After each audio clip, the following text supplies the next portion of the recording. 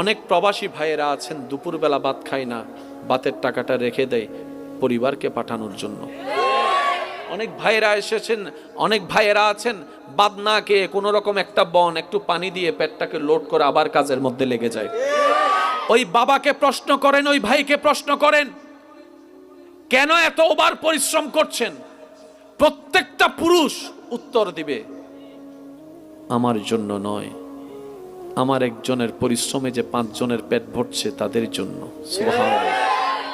আমার একজনের ত্যাগের কারণে 5 জন যে শান্তিতে ঘুমানোর চেষ্টা আমি তাদের জন্য করছি। আমি একজন রোদে শুকায় বৃষ্টিতে ভিজি এই কারণে যাতে 5 জনের মাথার উপর একটা ছাদ দিতে পারি, শক্ত ছাদ। আমি একজন পরিশ্রম করি, আমার শরীর, আমিও তো একটা মানুষ, আমারও তো শরীরের একটা রতের পাওয়ার আছে, একটা লিমিটেশন আছে। 3 বস্তা